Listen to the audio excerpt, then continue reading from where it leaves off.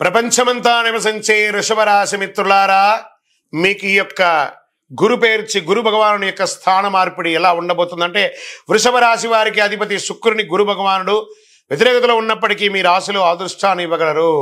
గురువు రాక అనేక ప్రయోజనాలు కలుగుతుంది. ఈ సంవత్సరం వ్యయస్థానంలో ప్రయాణించిన గురువు జన్మ గురువుగా ప్రయాణం చేస్తున్నాడు.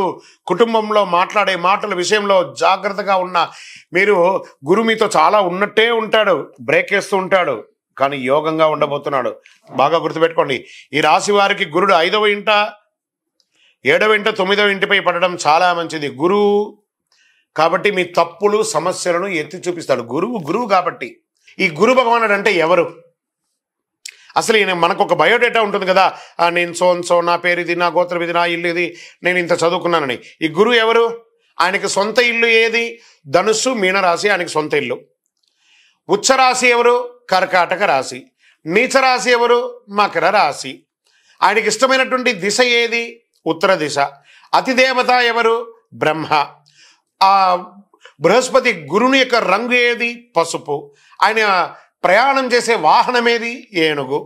ఆయనకి ఉపయోగించే ధాన్యాలేంటి? శనగలు. ఆయనకి ఇచ్చే పుష్పాలేంటి? రోజ్బెర్రీ అంటారు. వస్త్రం పసుపు రంగు వస్త్రం వారికి ఇష్టం. వారు ధరించే రత్నం ఏంటి? పుష్యరాగం, కనక పుష్యరాగం. వారికి ఇచ్చే నివేదన ఏంటి? శనగల పొడితో తయారు చేసిన అన్నం చాలా ఇష్టం వారికి. వారికి ఇచ్చే లోహం ఏంటి? బంగారం. ఆయన యొక్క జాతి ఏంటి? మగ జాతి. ఆయన యొక్క అవయవం ఏంటి? కండరం ఆయన యొక్క అవయవం. స్నేహపూర్వకమైనటువంటి గ్రహాలు ఈ బృహస్పతికి ఎవరెవరు ఉన్నారు? సూర్యుడు, చంద్రుడు, అంగారకుడు.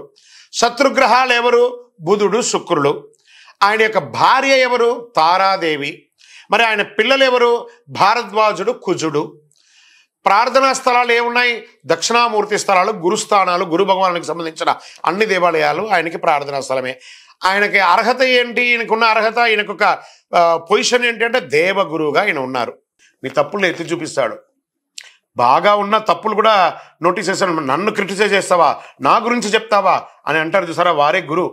మీ తప్పుల్ని ఎవరైతే ఎత్తి చూపిస్తున్నారో వారి గురువు. వారి యొక్క మాటలకి విలువ ఇవ్వండి. గురు భగవాను కూడా మీకు మేలు చేస్తూ మీకు తప్పిదాలని కూడా ఎత్తి చూపిస్తూ ఉంటాడు. జన్మరాశికి గురువు వస్తాడు. 30 ఏళ్ల లోపు వారికి జన్మ గురువు అయినటువంటి ఉన్నట్టుగా ఇది చాలా అద్భుతమని చెప్పచ్చు. వృషభానికి శుక్రుడు అధిపతిగా ఉండడంతో వృషభ రాశి వారికి జన్మ గురువుగా సంచరిస్తున్నాడు. ఇది కుటుంబంలో చాలా మంచి చెడు మిశ్రమంగా చేస్తుంటాడు. జాయింట్ వెంచర్స్ ఏదైనా చేస్తుంటారు చూసారా, పార్ట్నర్షిప్ కానీ జాయింట్ వెంచర్స్లో ఏమైనా చేస్తారా, దిగ్విజయం. ఆస్తుల నుండి లాభం పొందుతారు. పూర్వీకుల ఆస్తుల నుండి లాభం పొందుతారు. పిల్లలు చదువుకున్నటువంటి పిల్లలకి విదేశాలకు వెళ్ళడం, మీరు అనుకున్న యూనివర్సిటీని ఎంచుకోవడం, గురువు బాగా విద్యలో చాలా అద్భుతాన్ని ఇస్తున్నాడు. భార్యాభర్తల మధ్య సఖ్యత లోపాన్ని అన్నింటి కూడా తొలగించి ప్రేమానురూపంగా తీర్చిదిద్దుతాడు. కాస్త ఆందోళన, టెన్షన్స్ ఎప్పుడు ఉంటూనే ఉంటుంది. మితంగా ప్రయాణించడం మంచిది. బాగా సమయం ఉన్నప్పుడు కొంచెం మితంగా ప్రయాణించండి. గురు సంచారంలో 3 వంతుల వరకు క్రెడిట్ వర్క్ సంబంధిత విషయాల్లో సమస్యలు ఉంటాయి. కొంచెం పూర్వీక అప్పులు కానీ లేకపోతే బ్యాంకులోనే ఉన్నా కూడా కష్టపడడానికి దారి ఇస్తాడు, తీర్చడానికి అవకాశం ఇస్తాడు, టెన్షన్ కూడా ఇస్తాడు.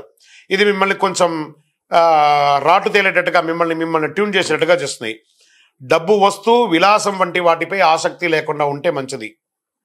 గురువు తెలియజేసే విషయాలను అర్థం చేసుకుంటే అది ప్రయోజనకరంగా ఉంటుంది. వృషభ రాశి వారికి ఉమ్మడి వ్యాపారాలు అభివృద్ధి పొందుతాయి. స్థానిక ఆస్తుల ద్వారా ఆదాయం పెరుగుతుంది. భూమి ద్వారా ఆదాయం పెరుగుతుంది. భార్యాభర్తల మధ్య అద్భుతంగా ఉంటారు. తండ్రి ద్వారా ధన ఆదాయం ఉంటుంది. విదేశాలకి వెళ్ళే యోగం ఉంటుంది ఉద్యోగరీతిగా. గురు భగవానుడు మరియు చక్రతాళ్వార్ స్వయంగా దర్శిస్తున్నారు కాబట్టి ఆరోగ్యం పట్ల బాగుంటుంది. ఐటీ రంగం వారికి ఇది చాలా అద్భుతంగా ఉంటుంది. టీచర్స్, లెక్చరర్స్, ఈ యొక్క రీసెర్చ్ చేసేవాళ్ళు, కళాకారులు, టీవీ రంగం వాళ్ళకంతా ఒక అద్భుతమైనటువంటి సమయం చెప్పొచ్చు అండి. రియల్ ఎస్టేట్ వారికి బాగా ఉండొచ్చు. రాజకీయ నాయకులకి అద్భుతమైన అవకాశాలు వస్తున్నాయి. అంతే శత్రుత్వం కూడా ఉంటుంది. జాగ్రత్త సుమి, జాగ్రత్త. అద్భుతమైనట్టు ఉంటుంది.